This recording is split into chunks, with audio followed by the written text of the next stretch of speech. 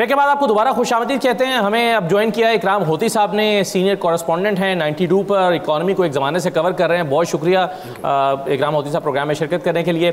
मैं इससे पहले कि मज़ीद सवालात की तरफ आऊँ, जो पहले चीज़ें डिस्कस हुई हैं, एक तो मैं खालिद खोखर साहब आपसे ये चाह रहा हूँ कि अभी महंगाई की बात हो रही थी और हुकूमत ये दावा करिए देखें हमने आटा सस्ता कर दिया है, तो आटा सस्ता होना और फिर कुछ और अजनास का सस्ता होना, ये महंगाई की कमी का किस हद तक उसको रिफ्लेक्ट कर रहा है और क्या वाकई महंगाई में कमी हो गई?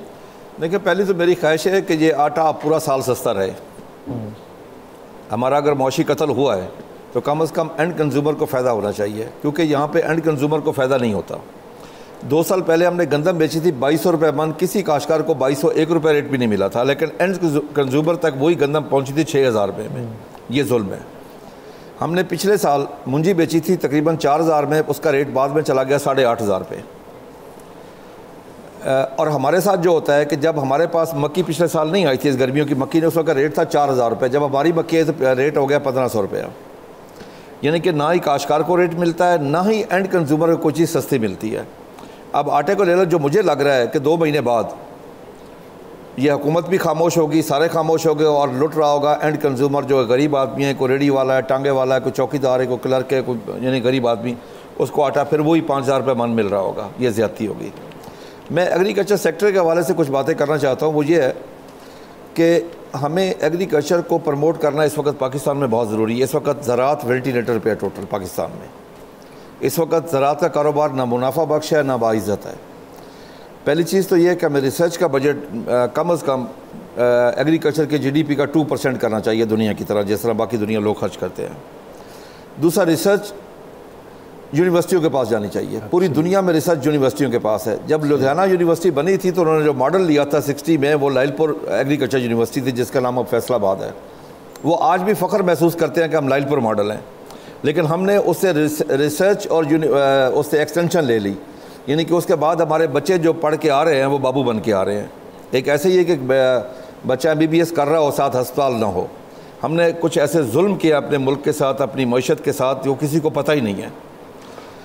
एक एग्रीकल्चर कमीशन बना था 60 की दहाई में। उसकी रिकमेंडेशन ये थी कि पत्तों की से लेकर रहीम यार खां तक कोई शुगर मिल लो, जो कॉटन एरिया है, आपकी कैश क्रॉप कॉटन है, सारी शुगर मिलें वहीं पे लगी हैं, सारी शुगर मिलें। इस वक्त हमारे काश्तकार का 2 बड़े मसले हैं कि एक तो हमें फसल का रेट नहीं मिलता, दूसरा हमारी कॉस्ट ऑफ प्रोडक्शन।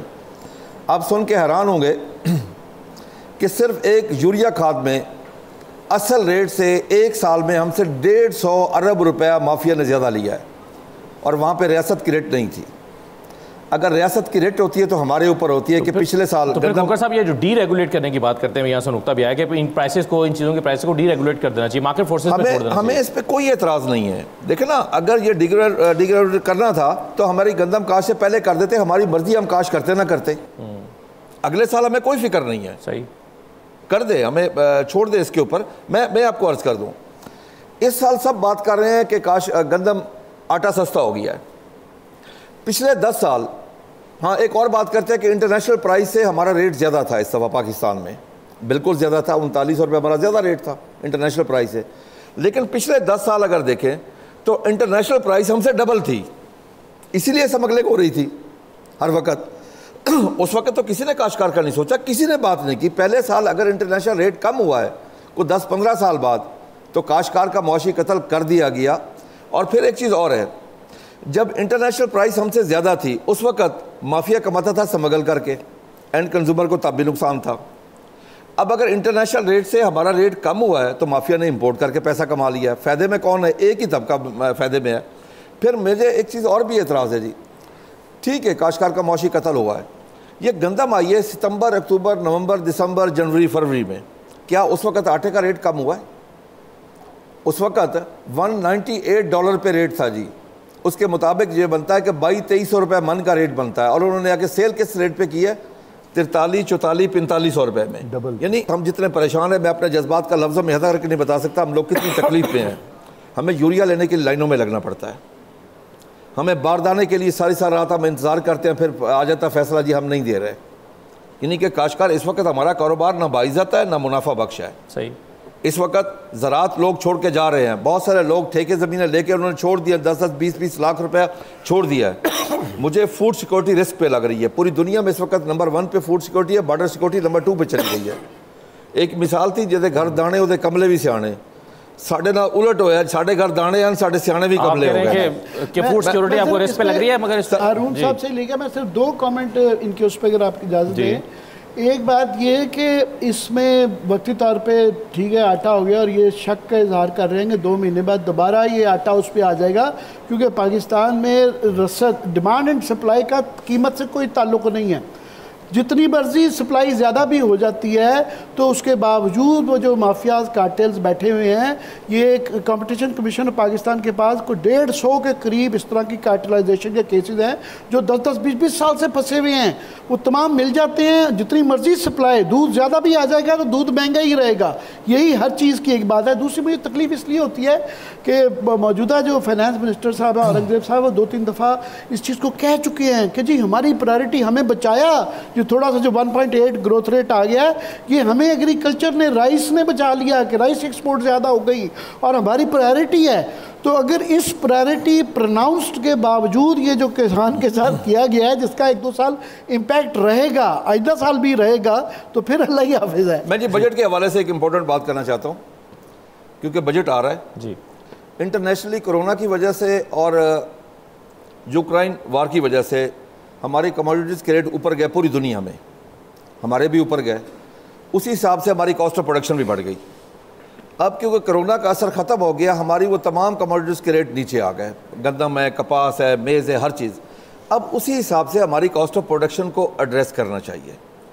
अब हम सुन रहे हैं कि बहुत सारे अखबारों में छपा के GST लगा रहे हैं हमारे इनपुट्स के ऊपर। GST अगर 18% लगाते हैं तो उसका इम्पेक्ट आता है 26% का। तो फिर मैं ये कह सकता हूँ खुदा ना खास्ता ये हो गया तो ज़रात के ऊपर हम पढ़ लें इन्ना लिल्लाहि व इन्ना इलैहि राजिऊन, फिर पाकिस्तान में ज़रात मुमकिन नहीं है, फिर आप हर चीज़ बाहर से इंपोर्ट करेंगे। ऑलरेडी हम ज़राई मुल्क होने के बावजूद सही कोई $12 बिलियन की एग्रीकल्चर प्रोड्यूस की बाहर से इंपोर्ट कर रहे हैं। फिर दुनिया में सर पॉलिसी बनती है 25 साल की, ज़रात की 20 साल 25 साल की। हमारी पॉलिसी क्या है जी? अब यूरिया के जिसमें हम जलील हुए हैं इस साल, यूरिया में क्या है जी, इसको गैस दे दो जी 1 हफ्ते के लिए, 15 दिन के लिए एक्सटेंड कर दो। दुनिया में ऐसे नहीं होता, 6 माह के लिए दे दो। दुनिया में ये पॉलिसी बनती है 25-25 साल की। हमें भी चाहिए ज़्यादा ना करें, 10 साल की पॉलिसी इस बजट में बनाए। एक दूसरा ये है कि पाकिस्तान दुनिया का वाहिद मुल्क है, दुनिया का, जहां एक ही चीज़ के 5 रेट हैं यूरिया के। उसके रेट क्या रहे हैं जी? 3400, 3700, 4300, 5300। अब काश्तकार को किस रेट पे मिलती थी? वो 3400 वाली सारी मिलती थी 5500 पे। यानी काश्तकार का हर जगह पे इस्तेसाल हुआ है, हद से ज़्यादा इस्तेसाल हुआ है। और आप यकीन कर लें कि ज़रात को बहुत बड़ा नुकसान पहुंचा है। मैं आपको अर्ज़ करता हूँ, आपके पिछले साल की जो टोटल, अब मेरे मौशत जहाँ पे बैठे, आपकी जो इंपोर्ट थी $80 बिलियन की थी, आपकी जो एक्सपोर्ट थी $31.5 बिलियन की थी। $48.5 बिलियन का डेफिसिट है इंपोर्ट और एक्सपोर्ट में, और $31.5 बिलियन में सिर्फ कॉटन का हिस्सा कितना है? $20 बिलियन। राइस का कितना? $3 बिलियन। आपके पास बाकी है क्या? और अगर फ्रूट शूट मिलाएं तो $1-2 बिलियन वो बनते हैं आपके पास, और है ही कुछ नहीं है। अगर जो है आपके पास उसके ऊपर सर इस वक्त तक, आज की डेट तक कोई सीरियस मीटिंग नहीं हुई जिसमें काश्तकारों को बुलाया गया और बिठाया गया, उनसे पूछा गया कि आपके मसाइल क्या हैं, आपके इश्यूज क्या हैं। ये बड़ा एक मसला है सर, इस पर मजीद बात करते हैं। मगर हारून साहब, एक तो ये कि जो स्टेक होल्डर्स हैं उसको एतमाद में ना लेना बजट लेते हुए, इंडस्ट्रीज जो FPCCI के लोग हैं वो भी ये कह रहे हैं कि हमें एतमाद में नहीं लिया गया। दूसरा मैं चाहूँगा कि आप एक तो ये डीरेगुलेट करने वाली बात पर कॉमेंट कर दीजिएगा, और साथ ही इन्फ्लेशन की हम बात कर रहे हैं तो इन्फ्लेशन जो है इसका ताल्लुक एक्सचेंज रेट के साथ भी है। एक्सचेंज रेट अभी स्टेबल नज़र आ रहा है। IMF को क्यों लगता है कि एक्सचेंज रेट जो है यह आइंदा जून तक 330 रुपये पर चला जाएगा? जी वेरी क्विकली जो सवालात हुए मैं इससे लिंक करता हूँ जी। आपका जो सवाल है, मेरी एक्चुअली हमदर्दी जो है वो सरकारी अफसरान के साथ है, ऑनेस्ट सरकारी अफसरान के साथ, क्योंकि उनकी वाकई जो लिविंग है वो बड़ी मुश्किल हो गई है। लेकिन मेरा साथ यही सवाल है कि उनके अंदर से भी आवाज़ उठनी चाहिए कि आप जो फजूल खर्चियाँ कर रहे हैं वो रोक के हमारी तनख्वाहें बढ़ाएं ना, आप बाहर से कर्ज लेके तो ना बढ़ाएं। अब ये जर्नलिस्ट बैठे हैं, जब मैं यहाँ कैबिनेट की मीटिंग में बैठता था, आज के ज़माने में हमें 40 कनाल का रेडियो पाकिस्तान चाहिए।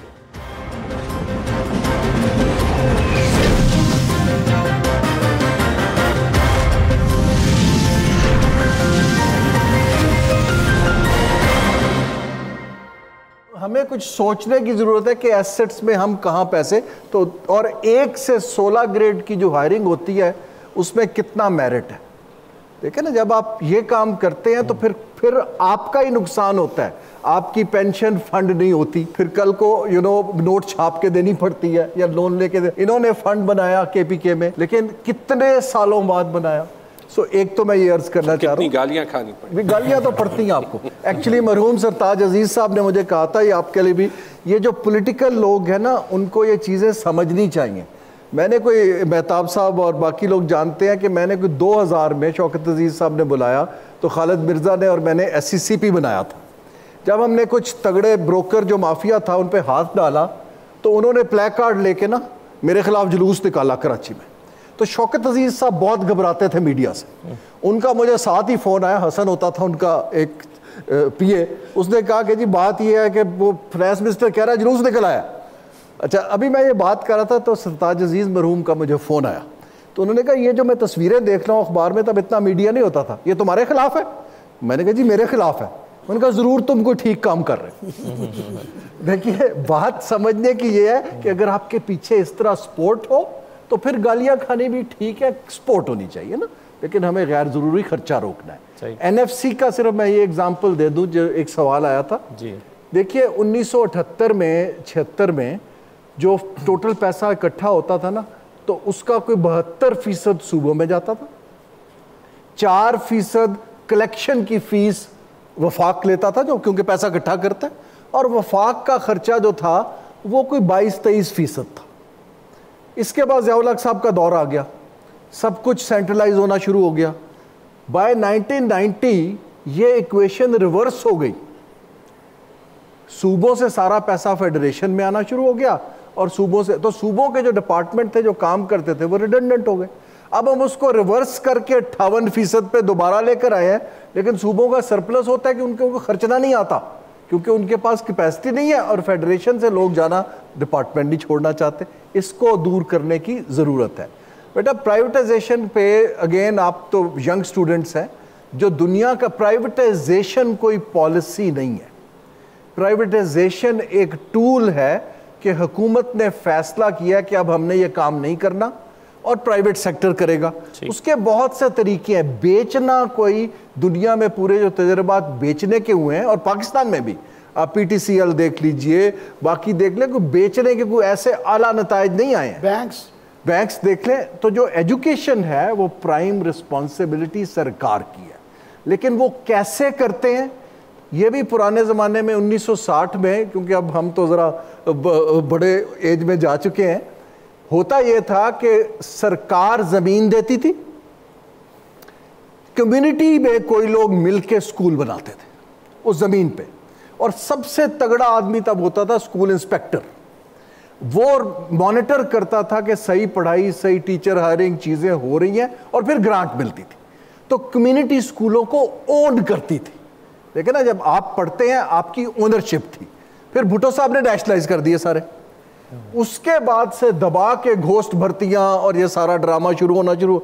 तो सरकार को एक पार्टनरशिप का मॉडल बनाना है, जिसमें ये जो आप बात करें ना कंसल्टेशन की, वो पार्टनरशिप के मॉडल में आती है जब दोनों का स्टेक हो। अगर मुफ्त में पैसा मिल रहा हो और आपने दफ्तर भी ना जाना हो, अकाउंटेबिलिटी भी ना हो, तो फिर ज्यादती हो जाती है ना।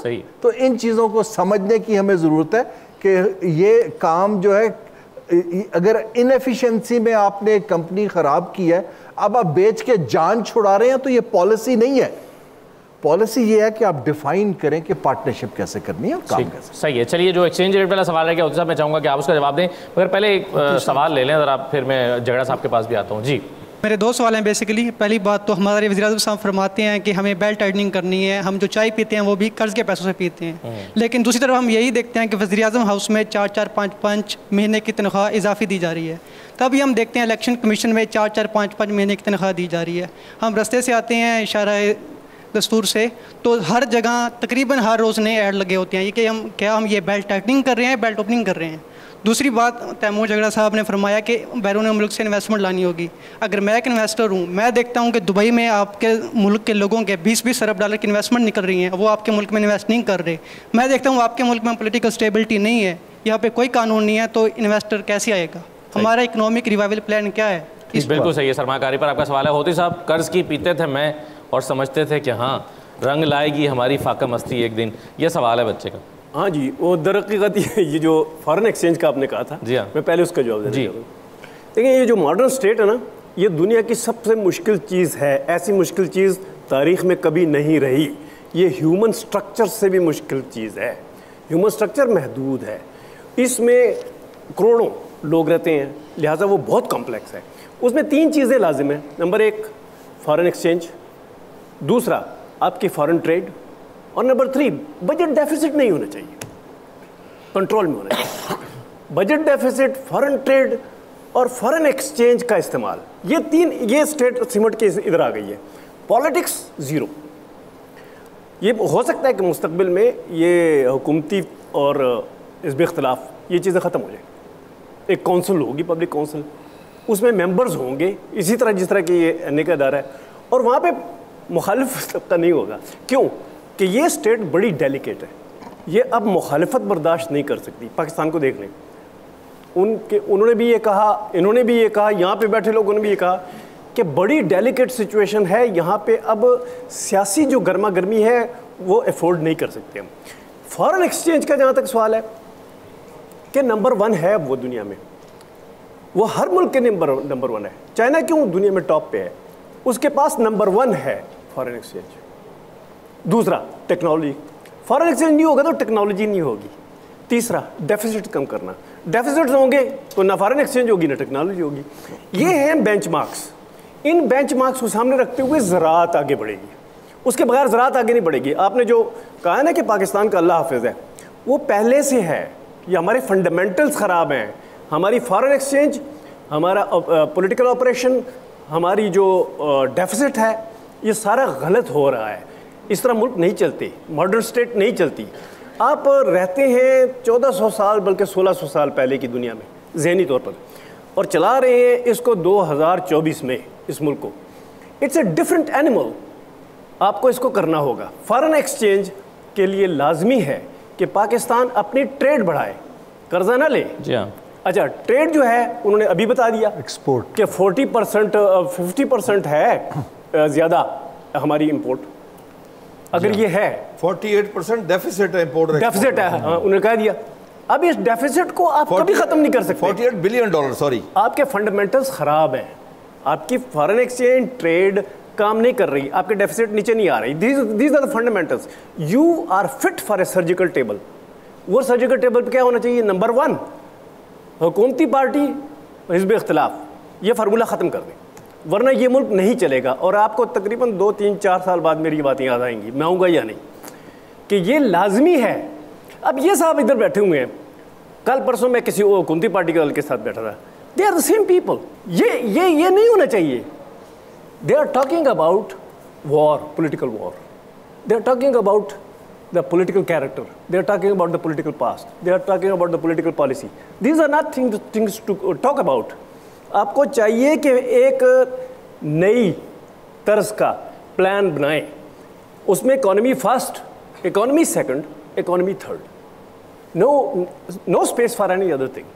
ये करना पड़ेगा आपको। बैंकिंग की सिस्टम जो है पाकिस्तान का, उसका रोल बदलना पड़ेगा। आपको पाकिस्तान के जो खर्चात का सिस्टम है उसका रोल बदलना पड़ेगा। आप जो इम्पैक्ट्स करते हैं अदारों से, आलमी अदारों से कर्ज़ों के लिए या दूसरी चीज़ों के लिए, या हुकूमतों से करते हैं, उसको बदलना पड़ेगा। वो आप नहीं चला सकते। तो आप एक बहुत बड़े पहाड़ के नीचे आ चुके हैं इस वक्त। उससे इस बजट टॉक से मसला हल नहीं होगा। फंडामेंटल्स पे जाएं, वही 3। जी ठीक है, हम इस डिबेट को आगे बढ़ाते हैं, लेकिन एक छोटा सा ब्रेक मुझे लेना है प्रोग्राम में। ब्रेक के बाद वापस आते हैं, स्टूडेंट्स के सवालात को भी शामिल करेंगे। हमारे साथ रहिए।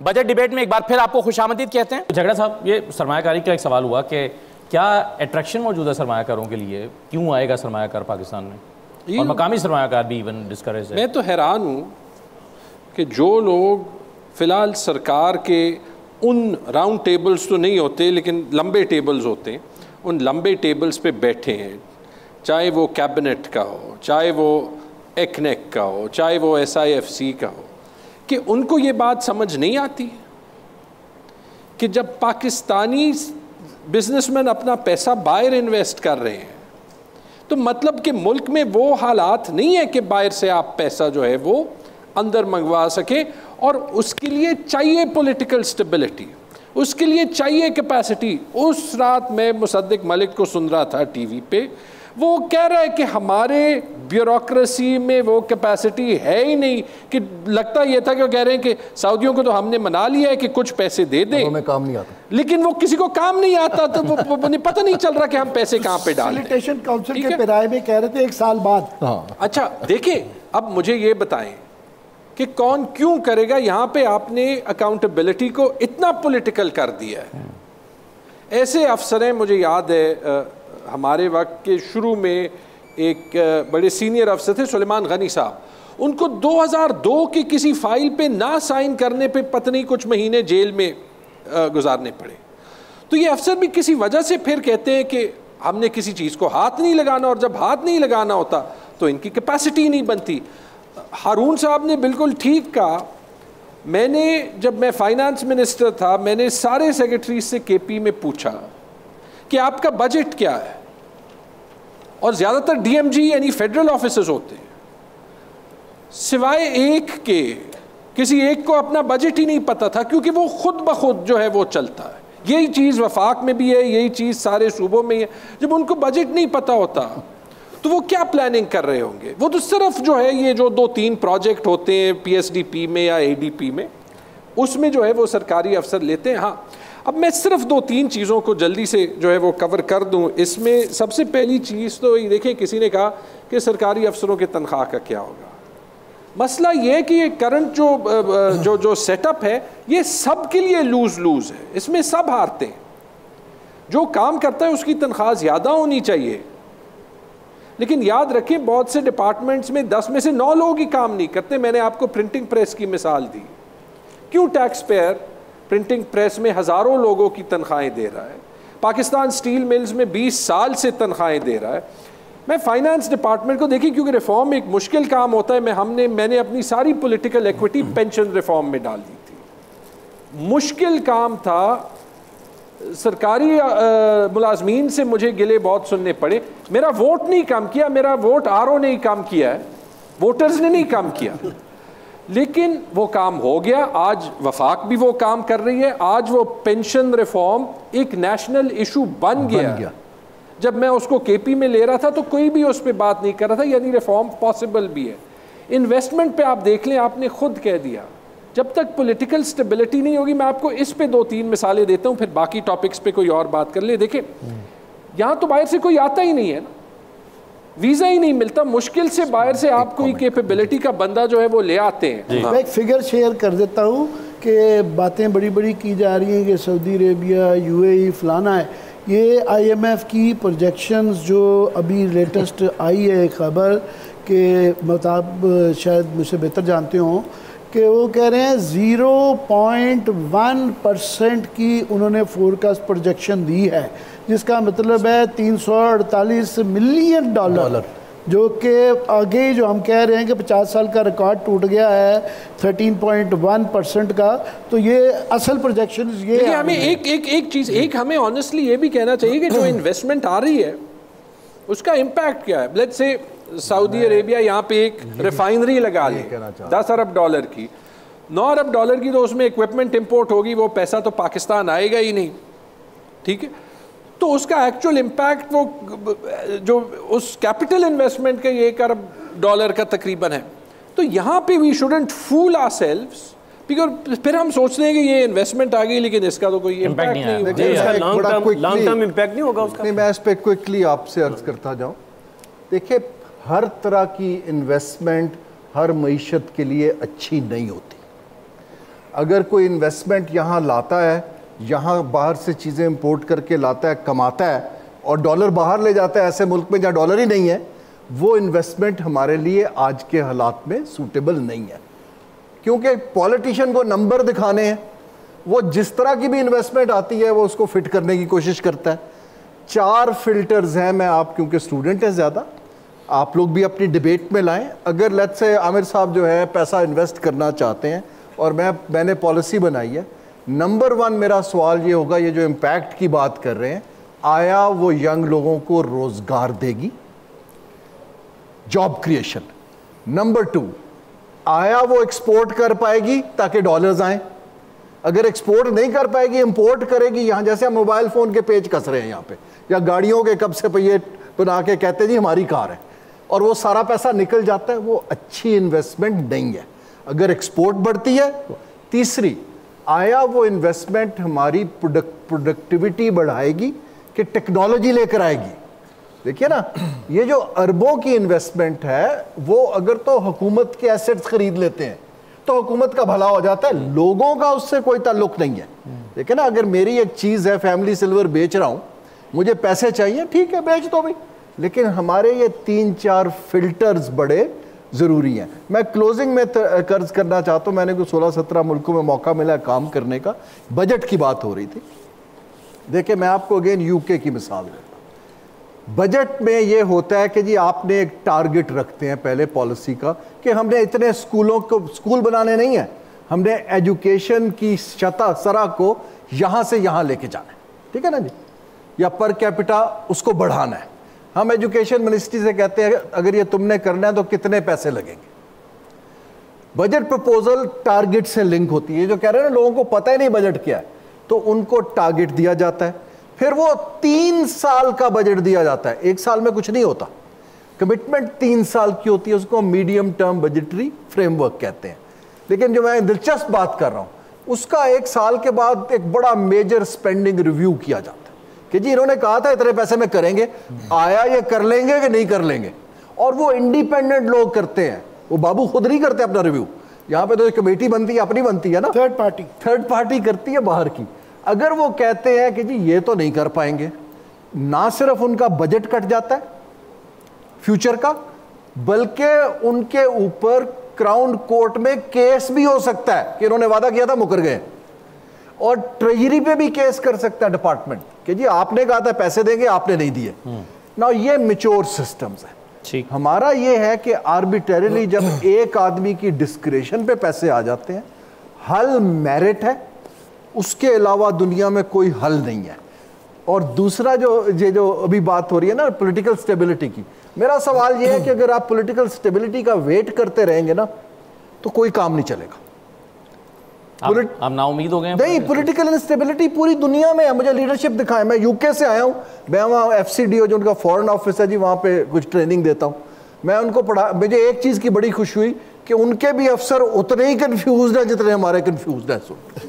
सो ये दुनिया में एक, लेकिन उसमें हारून साहब पॉलिसी जो है ना, जी मैं ये कर्ज कर, दुनिया इदारों को डेलीगेट कर देती है। There is too much politics in our economic decision making. यहाँ तो सब कुछ इदारों को डेलीगेट, अगर नहीं वो इदारे नहीं। अच्छा, तो अगर इदारे जो हैं वहाँ आप इंडिपेंडेंट अफसरान हैं, FBR है, SECP है, बोर्ड ऑफ इन्वेस्टमेंट है, प्राइवेटाइजेशन है, ये से मिनिस्ट्रियाँ नहीं हैं। इनको मिनिस्ट्रियों से निकाल के अगर आप तगड़े लोगों को लगा दें, पीछे खड़े हो जाएं कि इसमें इंटरफेरेंस हम नहीं, कि 4-5 को मार्केट को एतबार आना शुरू होगा। वो हर काम कराने के लिए इस शहर नहीं आएंगे। लेकिन ना वो इदारा डिलीवर करता है। ये स्टेबिलिटी को वेट ना करें, लेकिन आप इदारों को डेलीगेट कर दें। जी ठीक है, हम गुफ्तगू को आगे बढ़ाएंगे, लेकिन एक छोटा सा ब्रेक मुझे यहाँ पर लेना है। ब्रेक के बाद वापस आते हैं।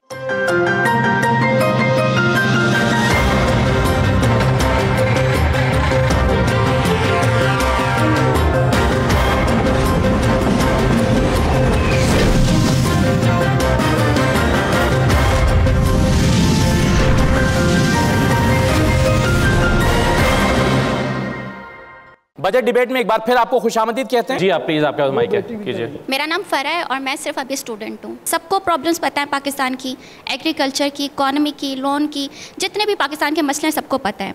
मैं स्टूडेंट वाली सीट पे हूँ, मुझे भी वही मसले पता है।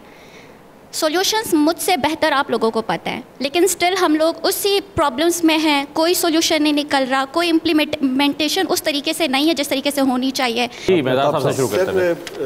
देखिए, मैं 2-3 बुलेट पॉइंट्स में बात करना चाहता हूँ। पहले तो रूल्स ऑफ द गेम की मैंने शुरू में बात की थी। रूल्स ऑफ द गेम जब तक तय नहीं होगा, और मेरे ख्याल में मैं पॉलिटिक्स पे ज़्यादा बात नहीं करता, लेकिन 1973 का कॉन्स्टिट्यूशन है ना, अपने अपने कॉन्स्टिट्यूशनल जो है डोमेन, उसके अंदर अगर हम रहें तो मसला हल हो सकता है। एग्रीकल्चर सेक्टर पे एक बड़ी इंपॉर्टेंट बात है सर, मुझे ये लगता है कि miss management is the issue. हम ज़्यादा पैदावार कर लें तब भी प्रॉब्लम है, थोड़ी पैदावार करें तब भी प्रॉब्लम है, और हल इसका एक ही है। मतलब मुझे बताएं कि हमने $3 बिलियन IMF से लिए, 1 से $1.5 बिलियन की हमने गंदम इंपोर्ट कर ली जो हमें ज़रूरत ही नहीं थी। तो कोई ना कोई तो रिस्पॉन्सिबल है उसका। और किस बुनियाद पे की? इस बुनियाद पे की कि जो फॉरेन फार्मर है उसको अपने डॉलर्स, जो लोन्स के डॉलर्स थे, प्रीशियस डॉलर्स थे, वो उन्हें दे दिए। अपने फार्मर को हम सब्सिडी देने के ख़िलाफ़ है, मैं भी ख़िलाफ़ हूँ। मैं सब्सिडी नहीं देना चाहता, किसी को भी ना दें। एक मेहरबानी करें, हुकूमत इस सारे बिजनेस से निकल जाए। फ़ायदा हो तो लोग एग्रीकल्चर सेक्टर के अंदर रहेंगे, नहीं होगा तो नहीं रहेंगे। फूड सिक्योरिटी इशू होगा, लेकिन शायद चीज़ें बेहतर हो जाएं। अच्छा, एक मैं बात करना चाहता हूँ सिविल सर्विस रिफॉर्म्स की। ये बड़ी इम्पॉर्टेंट है, चूँकि सर्विस डिलीवरी इम्प्रूव नहीं हो सकती जब तक ये पॉलिटिकल मास्टर्स के क्लचेस से नहीं निकलेंगे। पेपरा, पाकिस्तान में काम करने का इंसेंटिव नहीं है, काम रोकने का इंसेंटिव है। मैं अगर आपकी इजाज़त से, फरा बीबी ने बड़ा अच्छा सवाल किया, मैं एक क्विक कमेंट कह दूं। आपने बड़ी अच्छी बात की कि सॉल्यूशंस किसने देने हैं और किसको ब्लेम करना चाहिए। जाहिर है जो हुकूमत में है उनका काम है, मगर यहाँ एक मसला है कि जिन्होंने सॉल्यूशंस देने हैं वो खुद प्रॉब्लम्स बताना शुरू हो जाते हैं, ये भी है, ये भी है, ये भी है, वो सॉल्यूशन नहीं देते। ना सिर्फ कि पाकिस्तान में, वो वर्ल्ड इकनॉमिक फोरम में जाके दुनिया के सामने भी वहाँ भी आइडेंटिफाई करना शुरू हो जाते हैं, ये भी प्रॉब्लम है, ये भी प्रॉब्लम है। तो ये एक मसला है। तो पेंशन का क्विकली, पेंशन बिल्कुल रिफॉर्म जो आप तजवीज़ की हुई है बहुत बड़ा मसला है, करना चाहिए, पर उसको सियासत की नज़र नहीं करना चाहिए। अभी एक जो उसके ज़रिए ये बाबू हजरात एक्सटेंशन अपनी करवाना चाहते हैं कि 3 साल के लिए बढ़ाना चाहिए, उससे पैसे नहीं बचेंगे। उसकी सिंपल लॉजिक है कि जब आप 3 साल एक सरकारी अफसर रह जाएगा, उसको हर साल इंक्रीमेंट मिलेगी, तो उसकी तनख्वाह 3 साल बाद और बढ़ी जाएगी, तो उसको उसकी बुनियाद के ऊपर पेंशन मिलेगी, तो पैसा नहीं बचेगा। तो वो उसके बहाने वैसे टेंशन लेनी है, वो बढ़ाना चाहते हैं कुछ लोगों की, तो कर लें, इसका सहारा ना लें। जी होते साहब, मैं ये ऐसी बात करने लगा हूँ जो आपको अच्छी नहीं लगेगी। ऐसे ही ना कीजिएगा जो काटनी पड़े। नहीं काटेंगे आप उसी को शायद पहले चला दें सबसे।